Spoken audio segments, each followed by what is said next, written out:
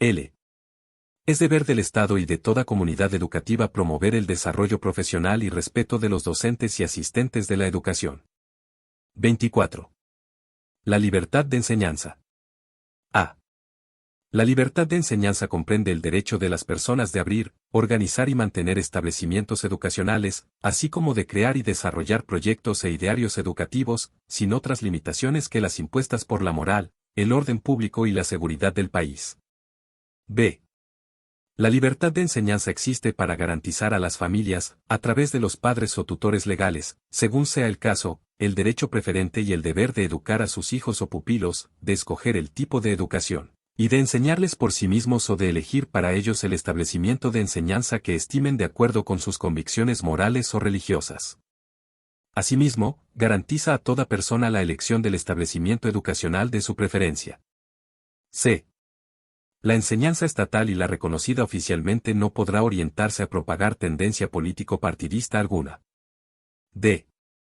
Las autoridades de las instituciones educacionales de todo nivel deberán velar por el respeto al interior de la comunidad educativa, adoptando las medidas necesarias para prevenir o sancionar actos que afecten gravemente el orden o la convivencia.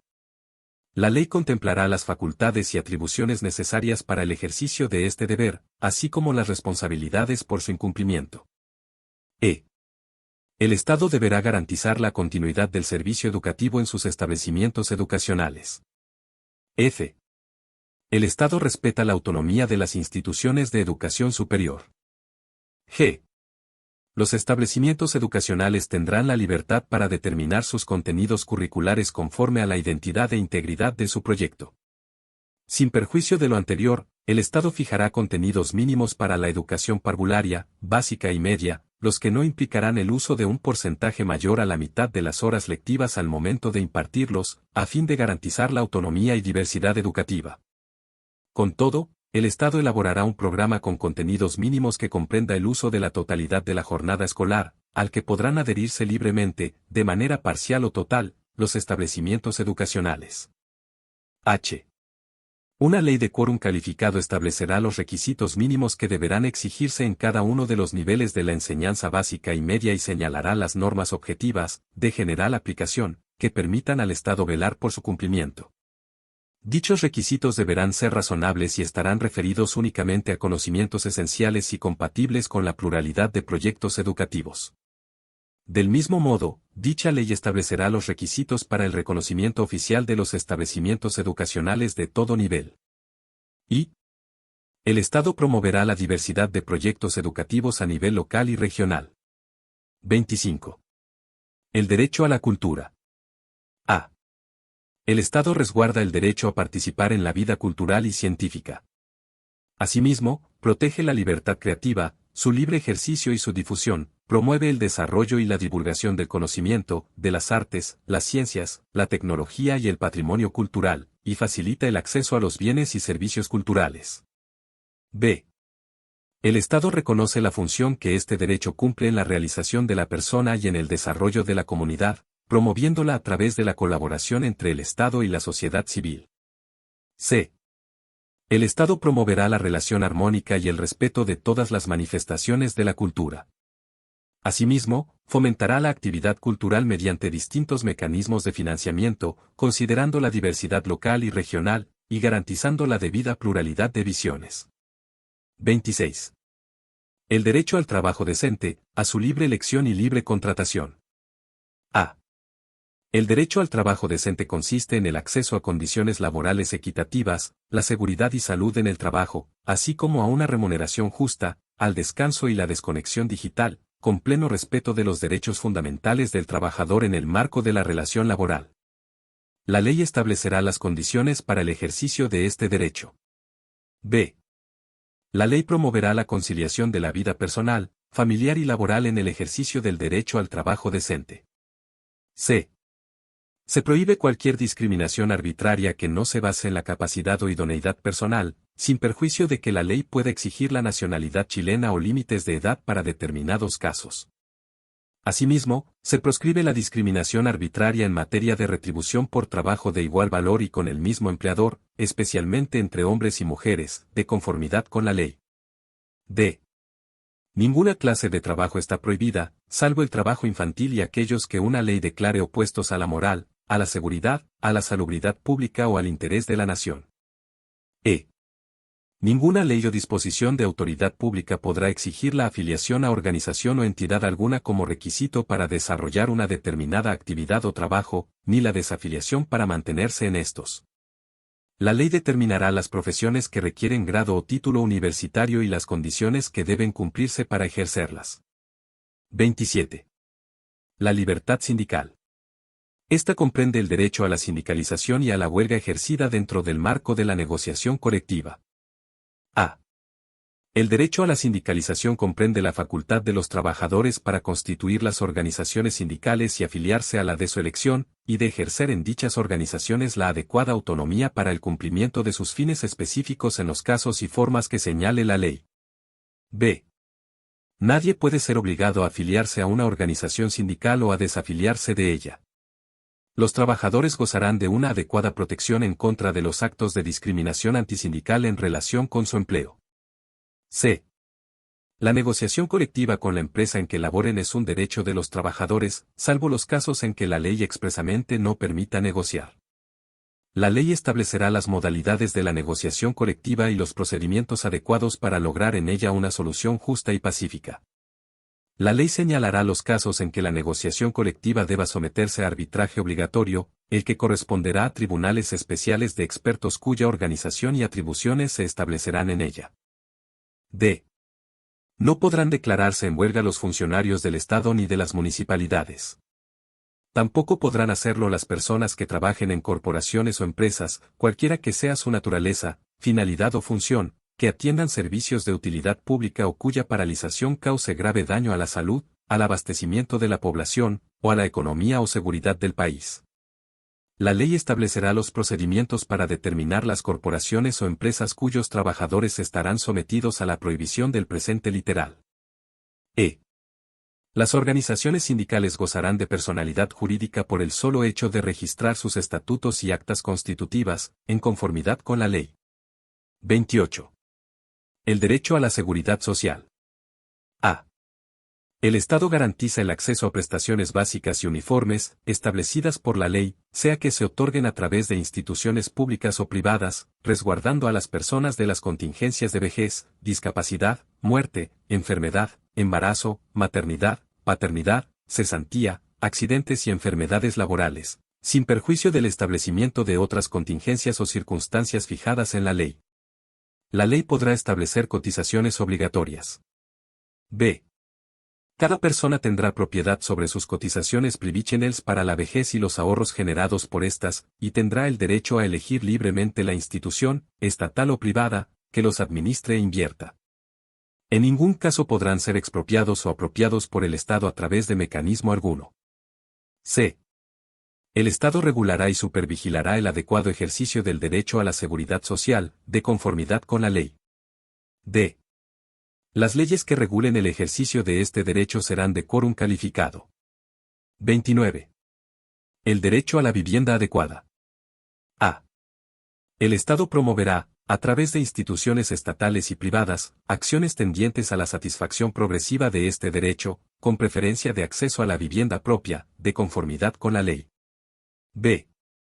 El Estado adoptará medidas orientadas a generar un acceso equitativo a servicios básicos, bienes y espacios públicos, una movilidad segura y sustentable, conectividad y seguridad vial. C. El inmueble destinado a la vivienda principal del propietario, sea que la habite solo o con su familia, en su caso, estará exento de toda contribución e impuesto territorial. Las excepciones legales a esta exención solo podrán fundarse, en forma conjunta, en el alto avalúo fiscal de la vivienda principal y los ingresos del contribuyente y de su familia. 30. El derecho al acceso al agua y al saneamiento, de conformidad con la ley. Es deber del Estado garantizar este derecho a las generaciones actuales y futuras. Asimismo, es deber del Estado promover la seguridad hídrica, acorde a criterios de sustentabilidad. La legislación, regulación y gestión deberán incorporar todas las funciones de las aguas, priorizando el consumo humano y su uso doméstico de subsistencia. 31. La igual repartición de los tributos en proporción a las rentas o en la progresión o forma que fije la ley y la igual repartición y proporcionalidad de las demás cargas públicas legales. A. En ningún caso la ley podrá establecer tributos que, individual o conjuntamente considerados, respecto de una misma persona, sean desproporcionados, de alcance confiscatorio, injustos o retroactivos. B. Los gastos objetivamente necesarios para la vida, cuidado o desarrollo de la persona y su familia se considerarán deducibles para la determinación de los tributos que correspondan. C. Los tributos que se recauden, cualquiera que sea su naturaleza, ingresarán al patrimonio de la nación y no podrán estar afectos a un destino determinado. D. Sin embargo, la ley podrá autorizar que determinados tributos puedan estar afectos a fines propios de la defensa nacional. Asimismo, la ley podrá autorizar que determinados tributos que gravan actividades o bienes que tengan una clara identificación regional o local puedan ser aplicados, dentro de los marcos que la misma ley señale, por las autoridades regionales o comunales para el financiamiento de obras de desarrollo e inversión. E. El Estado deberá compensar las cargas públicas discriminatorias, desproporcionadas o de alcance retroactivo. La ley establecerá un procedimiento para hacer efectiva esta compensación. Dicha ley deberá contemplar, además, un procedimiento para hacer efectiva la responsabilidad patrimonial del Estado por actos del legislador que contravengan esta Constitución, cuando así lo declare el Tribunal Constitucional. 32. El derecho a desarrollar cualquier actividad económica que no sea contraria a la salud pública, al orden público, o la seguridad de la nación, respetando las normas legales que la regulen. A. Una ley de quórum calificado podrá autorizar al Estado y sus organismos para desarrollar actividades empresariales o participar en ellas. Estas actividades estarán sometidas a la legislación común aplicable a los particulares, sin perjuicio de las excepciones que, por motivos justificados, establezca dicha ley. B. En ningún caso las sociedades y empresas estatales podrán regular, fiscalizar o supervigilar las actividades económicas comprendidas en su giro u objeto. C. Es deber del Estado promover y defender la libre competencia. D. Es deber del Estado promover el emprendimiento y la innovación en las actividades productivas, considerando la protección del medio ambiente, la sustentabilidad y el desarrollo. 33. La no discriminación arbitraria en el trato que debe dar el Estado y sus organismos en materia económica. Solo en virtud de una ley de quórum calificado, y siempre que no signifique tal discriminación, se podrán autorizar determinados beneficios directos o indirectos en favor de algún sector, actividad o zona geográfica, o establecer gravámenes especiales que afecten a uno u otras. En el caso de las franquicias o beneficios indirectos, la estimación del costo de estos deberá incluirse anualmente en la ley de presupuestos. 34.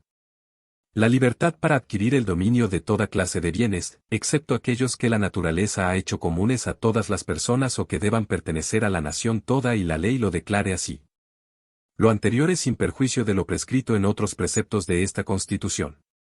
Una ley de quórum calificado, cuando así lo exija el interés nacional, podrá establecer limitaciones o requisitos para la adquisición del dominio de algunos bienes. 35. El derecho de propiedad en sus diversas especies sobre toda clase de bienes corporales o incorporales. A. Solo la ley puede establecer el modo de adquirir la propiedad, de usar, gozar y disponer de ella y las limitaciones y obligaciones que deriven de su función social. Esta comprende cuanto exijan los intereses generales y la seguridad de la nación, la utilidad y la salubridad pública, y la conservación del patrimonio ambiental. B. Nadie puede, en caso alguno, ser privado de su propiedad, del bien sobre que recae o de alguno de los atributos o facultades esenciales del dominio, sino en virtud de ley general o especial que autorice la expropiación por causa de utilidad pública o de interés nacional, calificada por el legislador. El expropiado podrá reclamar de la legalidad del acto expropiatorio ante los tribunales ordinarios y tendrá siempre derecho a indemnización por el daño patrimonial efectivamente causado, la que se fijará de común acuerdo o en sentencia dictada conforme a derecho por dichos tribunales. A falta de acuerdo, la indemnización deberá ser pagada en dinero efectivo al contado. C. La toma de posesión material del bien expropiado tendrá lugar previo pago del total de la indemnización, la que, a falta de acuerdo, será determinada provisionalmente por peritos en la forma que señale la ley. En caso de reclamo acerca de la procedencia de la expropiación, el juez podrá, con el mérito de los antecedentes que se invoquen, decretar la suspensión de la toma de posesión. D. El Estado tiene el dominio absoluto, exclusivo, inalienable e imprescriptible de todas las minas, comprendiéndose en estas las covaderas, las arenas metalíferas, los salares, los depósitos de carbón e hidrocarburos y las demás sustancias fósiles, con excepción de las arcillas superficiales. No obstante, la propiedad de las personas naturales o jurídicas sobre los terrenos en cuyas entrañas estuvieren situadas. Los predios superficiales estarán sujetos a las obligaciones y limitaciones que la ley señale para facilitar la exploración, la explotación y el beneficio de dichas minas. E. Corresponde a la ley determinar qué sustancias de aquellas a que se refiere el literal precedente, exceptuados los hidrocarburos líquidos o gaseosos, pueden ser objeto de concesiones de exploración o de explotación. Dichas concesiones se constituirán siempre por resolución judicial y tendrán la duración, conferirán los derechos e impondrán las obligaciones que la ley exprese, la que deberá ser de quórum calificado. La concesión minera obliga al dueño a desarrollar la actividad necesaria para satisfacer el interés público que justifica su otorgamiento. Su régimen de amparo será establecido por dicha ley, tenderá directa o indirectamente a obtener el cumplimiento de esa obligación y contemplará causales de caducidad para el caso de incumplimiento o de simple extinción del dominio sobre la concesión. En todo caso, dichas causales y sus efectos deben estar establecidos al momento de otorgarse la concesión. F. Será de competencia exclusiva de los tribunales ordinarios de justicia declarar la extinción de tales concesiones. Las controversias que se produzcan respecto de la caducidad o extinción del dominio sobre la concesión serán resueltas por ellos y, en caso de caducidad, el afectado podrá requerir a la justicia la declaración de subsistencia de su derecho. G. El dominio del titular sobre su concesión minera está protegido por la garantía constitucional de que trata este inciso. H. La exploración, la explotación o el beneficio de los yacimientos que contengan sustancias no susceptibles de concesión podrán ejecutarse directamente por el Estado o por sus empresas, o por medio de concesiones administrativas o de contratos especiales de operación debidamente licitados, con los requisitos y bajo las condiciones que el presidente de la República fije, para cada caso, por decreto supremo. Esta norma se aplicará también a los yacimientos de cualquier especie existentes en las aguas marítimas sometidas a la jurisdicción nacional y a los situados, en todo o en parte, en zonas que, conforme a la ley, se determinen como de importancia para la seguridad del país. El presidente de la República podrá poner término, en cualquier tiempo, sin expresión de causa y con la indemnización que corresponda, a las concesiones administrativas o a los contratos de operación relativos a explotaciones ubicadas en zonas declaradas de importancia para la seguridad del país. Y las aguas, en cualquiera de sus estados y en fuentes naturales u obras estatales de desarrollo del recurso, son bienes nacionales de uso público. En consecuencia, su dominio y uso pertenecen a la nación toda. Sin perjuicio de aquello, podrán constituirse o reconocerse derechos de aprovechamiento de aguas, los que confieren a su titular el uso y goce de estas, y le permiten disponer, transmitir y transferir tales derechos, en conformidad con la ley. 36. El derecho de autor sobre sus obras y de la propiedad intelectual. A. El Estado reconoce el derecho del autor sobre sus creaciones intelectuales, artísticas y científicas, el que comprende la propiedad de las obras y otros derechos, como la paternidad, la edición y la integridad de la obra, todo ello en conformidad y por el tiempo que señale la ley, el que no será inferior al de la vida del titular y los derechos conexos que la ley asegure. B. Se garantiza también la propiedad industrial sobre las patentes de invención, marcas comerciales, modelos, diseños industriales, nuevas obtenciones vegetales u otras creaciones análogas que determine la ley, por el tiempo que ésta establezca. C. Será aplicable a la propiedad de las creaciones intelectuales y artísticas y a la propiedad industrial lo prescrito en el inciso 35 precedente sobre el derecho de propiedad. 37. En su condición de consumidores, el acceso a bienes y servicios de forma libre, informada y segura. La ley regulará los derechos y deberes de los consumidores y proveedores, así como las garantías y procedimientos para hacerlos valer. Es deber del Estado y de sus instituciones proteger a los consumidores ante prácticas abusivas y garantizar el ejercicio de sus derechos, de forma individual o colectiva, fomentando la educación, la salud y la seguridad en el consumo de bienes o servicios. Nacionalidad y ciudadanía. Artículo 17. 1. Son chilenos. A. Los nacidos en el territorio de Chile, con excepción de los hijos de extranjeros que se encuentren en Chile en servicio de su gobierno, y de los hijos de extranjeros transeúntes, todos los que, sin embargo, podrán optar por la nacionalidad chilena. B. Los hijos de padre o madre chilenos nacidos en territorio extranjero. Con todo, se requerirá que alguno de sus ascendientes en línea recta de primero o segundo grado haya adquirido la nacionalidad chilena en virtud de lo establecido en los literales A, C o D. C. Los que obtuvieren carta de nacionalización en conformidad con la ley. D. Los que obtuvieren especial gracia de nacionalización por ley. 2. La ley reglamentará los procedimientos de opción por la nacionalidad chilena, de otorgamiento, negativa y cancelación de las cartas de nacionalización y la formación de un registro de todos estos actos. 3. Con todo, los nacidos según la situación excepcional del literal A del inciso 1 serán siempre chilenos cuando, por efectos de lo dispuesto en dicha norma, devienen en apátridas. Artículo 18. 1. La nacionalidad chilena se pierde. A. Por renuncia voluntaria manifestada ante autoridad chilena competente. Esta renuncia solo producirá efecto si la persona, previamente, se ha nacionalizado en país extranjero. B. Por decreto supremo, en caso de prestación de servicios durante una guerra exterior a enemigos de Chile o de sus aliados. C. Por cancelación de la carta de nacionalización. D. Por revocación de la nacionalización concedida por gracia, en los casos y según el procedimiento que establezca la ley. 2. Los que hubieren perdido la nacionalidad chilena por cualquiera de las causales establecidas en este artículo solo podrán ser rehabilitados por ley. La pérdida de nacionalidad no producirá efecto respecto de quien por ello deviene en apátrida y mientras dure esa circunstancia. Artículo 19. 1. Son ciudadanos los chilenos que hayan cumplido 18 años de edad y que no hayan sido condenados a pena aflictiva. 2. La calidad de ciudadano otorga los derechos de sufragio, de optar a cargos de elección popular y los demás que la Constitución o la ley confieran. 3. Los ciudadanos con derecho a sufragio que se encuentren fuera del país podrán sufragar desde el extranjero en las elecciones primarias presidenciales, en las elecciones de presidente de la República y en los plebiscitos nacionales. 4. Tratándose de los chilenos a que se refieren los literales B y D del artículo 17, el ejercicio de los derechos que les confiere la ciudadanía estará sujeto a que hubieren estado avecindados en Chile por más de un año. Artículo 20. 1. La calidad de ciudadano se pierde. A. Por pérdida de la nacionalidad chilena. B. Por condena a pena aflictiva. C.